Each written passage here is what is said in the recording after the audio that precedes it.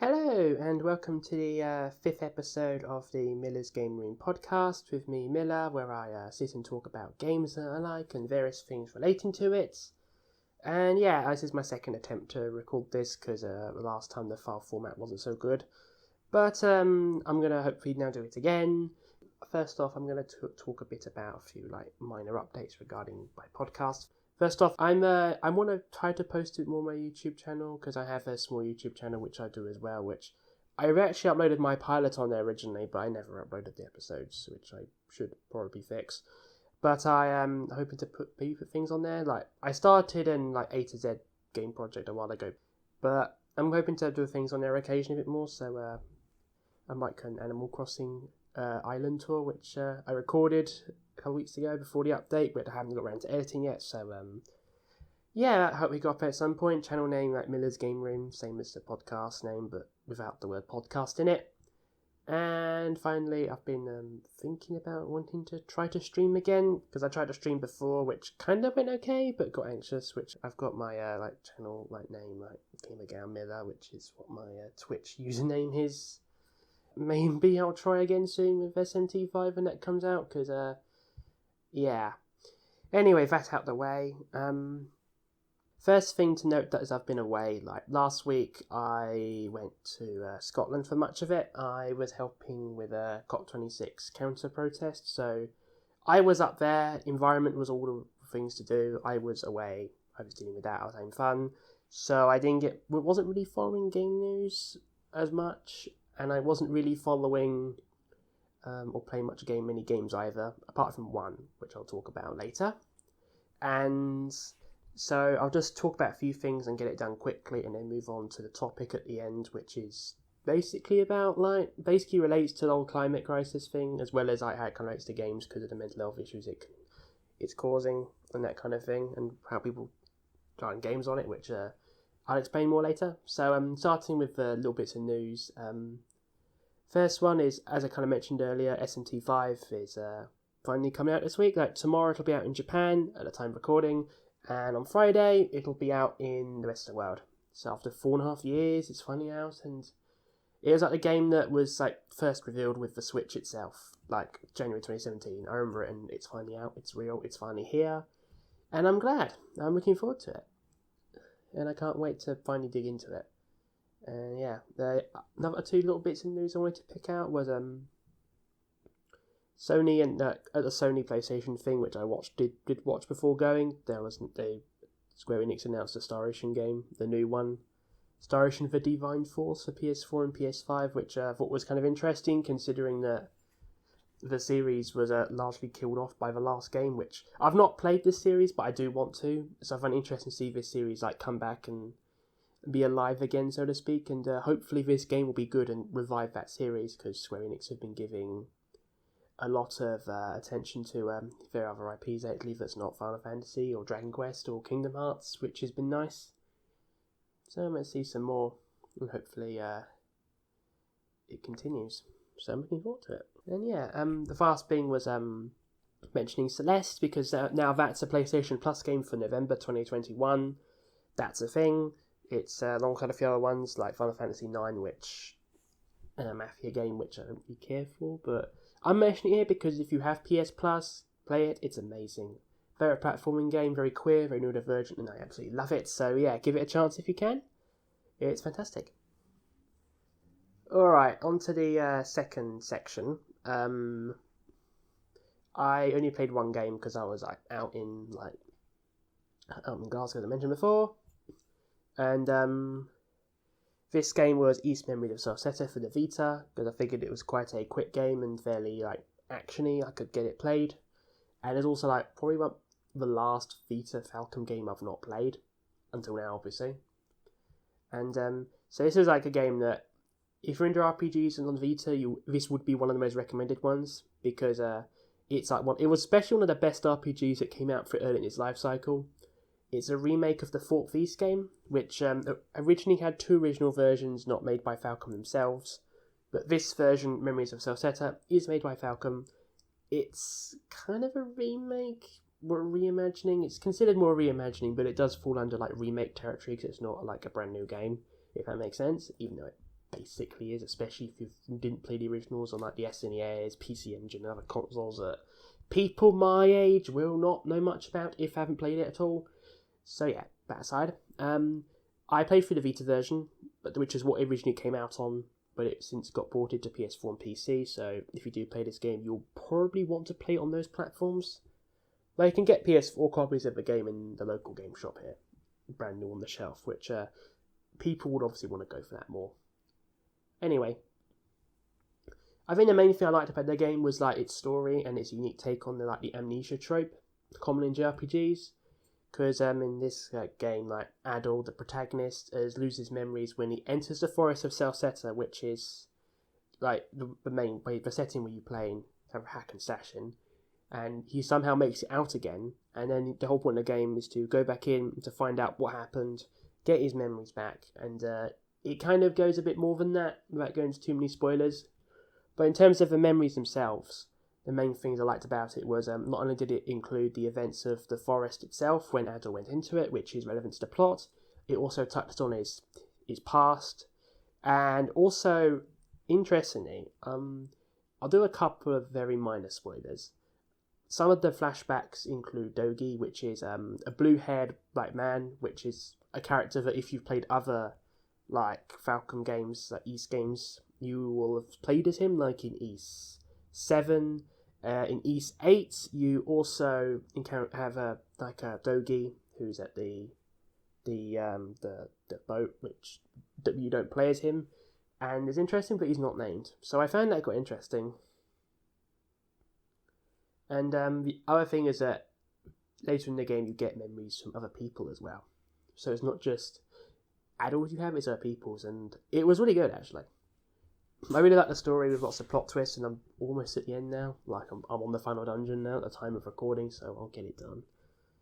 Yeah, and gameplay wise, it's very similar to E7 and E8, and by extension E9. The most modern system, which has the 3 playable characters, and it can be switched around. Very fast paced, very quick to play, especially on easy. You get the artifacts you can collect, which I liked. It's a bit annoying to change between them, but I like actually having them and using them. Like one of them, my favourite is the Gale shoes, which it said you can use it to walk up certain walls, but in practice you can use it to dash. Basically, hold the X button down and you can like dash across the stages. It makes it so quick and fast paced, and it's really fun to play. And yeah, soundtrack is great as well. I love that as well. It's fantastic as always. With Falcon music, I want it on CD because it's very good. And yeah. Oh, and the other thing is, I have dabbled into the Animal Crossing update a little bit since it came back. First off, I did spoil myself a bit because it did actually come out a couple of days early, so I didn't play it until like at least Sunday. But it gave people like Animal Crossing World a chance to like list what's there and all the content, so I could basically go, I'm not going to find out myself, I'm just going to read up how to do it, which is basically what I did.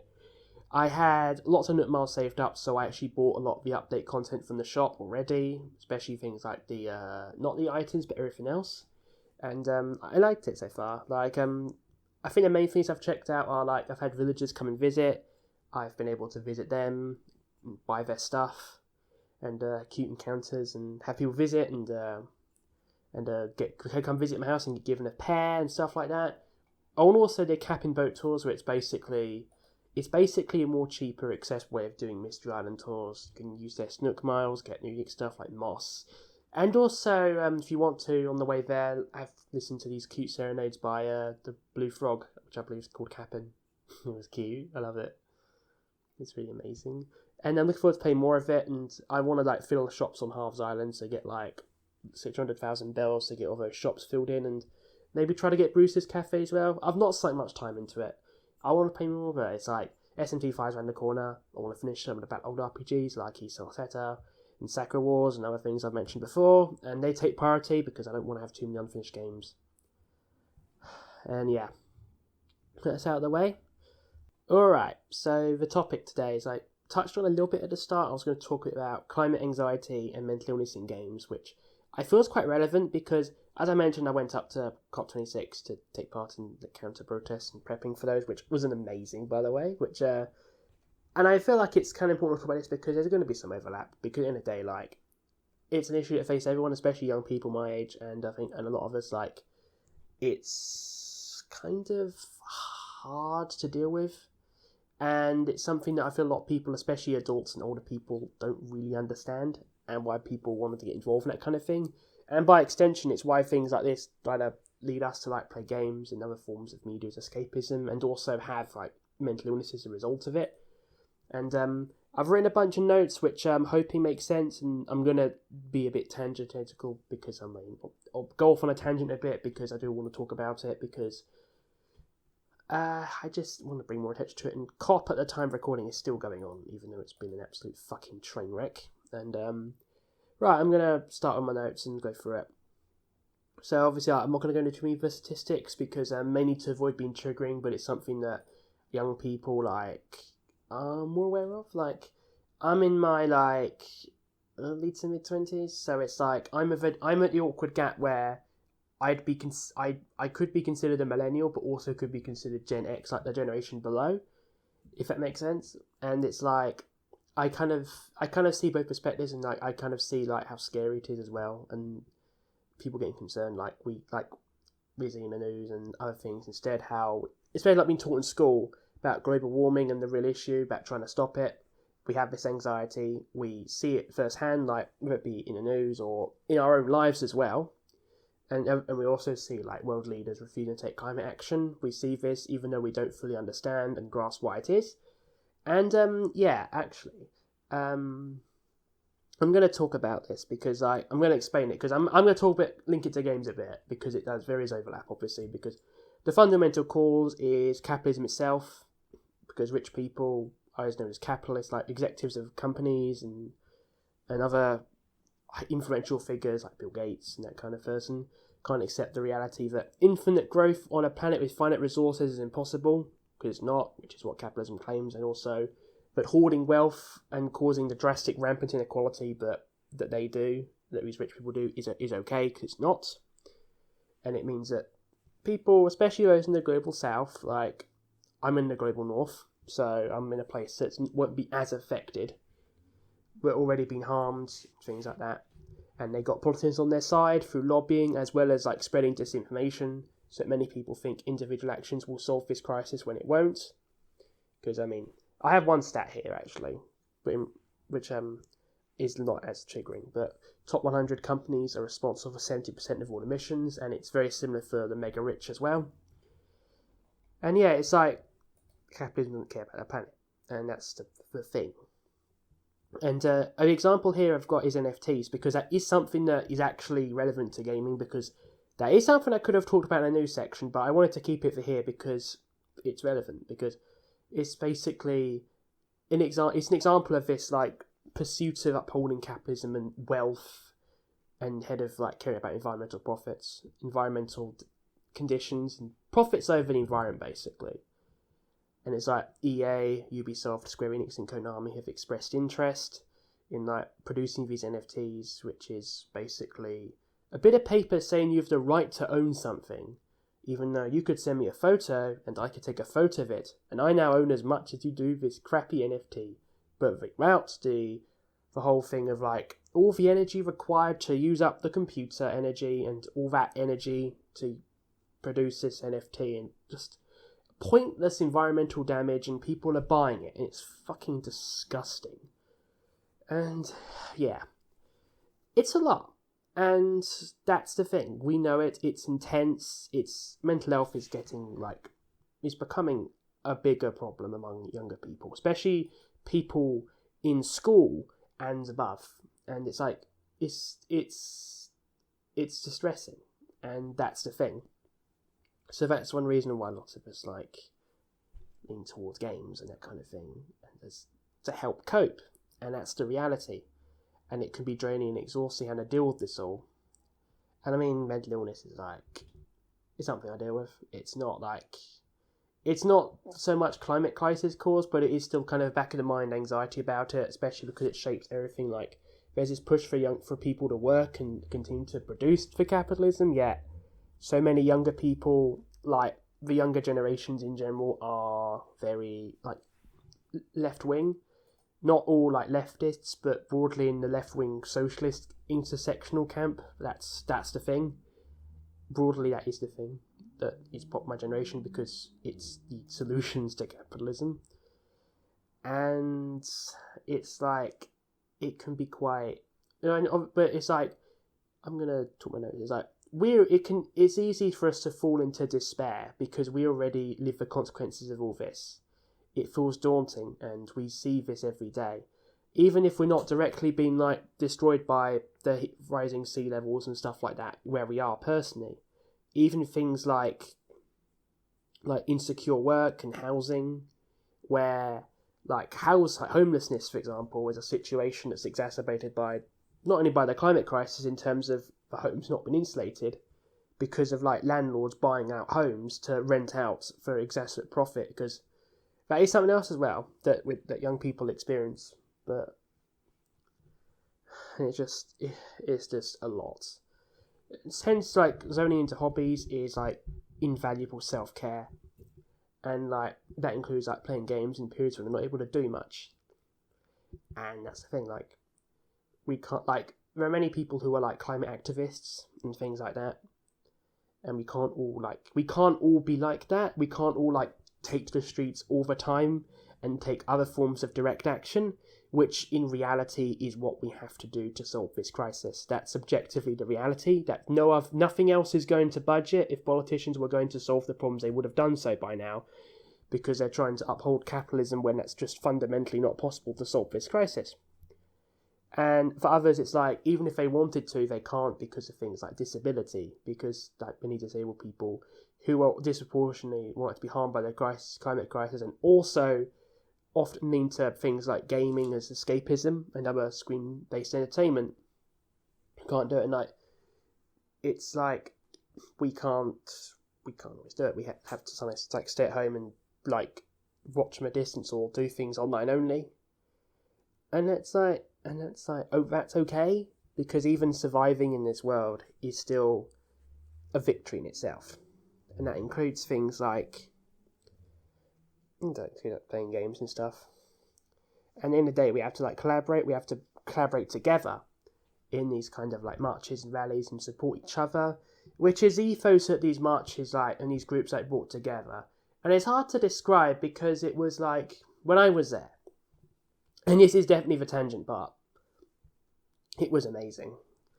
And for me, it brought a lot of hope, a lot of optimism. I met people that were like me. I met people that were really inclusive and supportive. I couldn't always participate as much as I liked, but people were understanding. Like, even those times when I was there, I was overstimulated, so I had to sit and play my game. People didn't mind. Like, people didn't judge, which is good. And that's the thing with like younger people and in general. And it was really nice to be in that space, nice to have that sense of hope and that solidarity, and be able to go on these like marches and like chant things about addressing the climate crisis, walk through the streets, meet all these groups. And if you've seen the photos on the news, it was fantastic seeing so many people like come together, because the marches were led by Indigenous communities in Glasgow, as well as young people, especially white women, like myself. It was nice seeing people across all backgrounds too. Like, I attended the Fridays of Future one of the ones I went to, and that one was nice as well, because not just kids, even though it's frankly sad that kids have to be in the first place, but also older people as well, which, not just my age, but also older, and being there to show solidarity. And it's like, people agree we can do this, and showing this positivity, and it's like, it's really good. It's like, we're on the right side of history, that's the thing. We know we're on the right side of history, and we're going to win. And I'm trying to remember, because I know one of the people I went with posted in the chat, like, it's the sense of optimism and positivity that we've never had before, and it's like the feeling that we can stay connected, make these connections across the country, and hence across the world as well. So we can rely on each other for support, because that's something else needed, like more support as well, and keep going and prepare for like the next action, which is great. But yeah, but even now, like, it's difficult to describe. But even now, it's ended. There's still in a bit of a burnout state, because that was something also touched on by people who might be back, and have a bit of a little burnout, which is good as well, which in many ways was like what I had to deal with when I was there. Of course, like a chance to like recover, and that includes things like playing games as well. And having that persistence and being able to take things forward and prepare for the next action, maybe even find a way to like incorporate video games or something into future actions and get into a position to be able to do more sustained direct action to fight together, which is a more longer term change, and other various forms of various forms of civil disobedience and other things. It's going to be great, and it's like a better future is possible. We will get it, and we never give up. But to do that, not only does it include direct action, but it also means keeping our mental health above water. And that is why many people, especially younger people, like play games, play these cute and cozy games, play for older games, or just play through their favourite games as well. And for me, that's kind of what I've been doing, like, not just in general, but like not just like I've mainly been like playing like cozy games in general, and also RPGs and some VNs, like, aside from Fata Morgana, which I've had to stop it before going away because it was quite heavy. Most of the games I've played have been very light-hearted, very cute, and also older games as well, to like catch up what I missed, and even falling back on older comforts, something a lot of people also tend to do as part of their self-care, partly because of climate anxiety as well. Like, say, Animal Crossing, Mario Kart, or older generation games, like when I was playing through Sakura Wars, which is from the PS2 era, which is an era I'm very familiar with and have a soft spot for, or handhelds in general. It's okay, because it's self-care to help deal with these dire circumstances. And I think for some people also, it's like a lot of people like feel like they can't do much, which is understandable. And I think for some people it's a case of like the difference between disabled people and the people who cannot do anything they want to, and a lot of people that feel who could do something like go to a march, but feel very disempowered and demotivated and overall quite drained, which is partly the point of capitalism, is to drain people, but also because it can be hard to see a future. It's kind of easier to imagine the end of the world than to imagine a better future, especially when there's a lot of negativity. And for me, that's kind of like, it's why it's important to just keep your head afloat any way you can, and any form of self-care is valid. And it's good. It's good to look after yourself. It's good to acknowledge how bad things are, while also acknowledging how the facts are on our side, and we've got to prioritise ourselves while making connections, and that's the tea, basically. We will win. Our future is bright. We can persist, and we can take breaks, look after ourselves any way we can, and that includes playing video games. Yeah, I think I'm going to potentially start repeating myself more if I haven't already, so I'm going to stop there. Thank you all for watching, and I hope thank you all for listening, and I hope you have a nice day. Please leave likes and feedback and stuff, which I appreciate too. Bye-bye.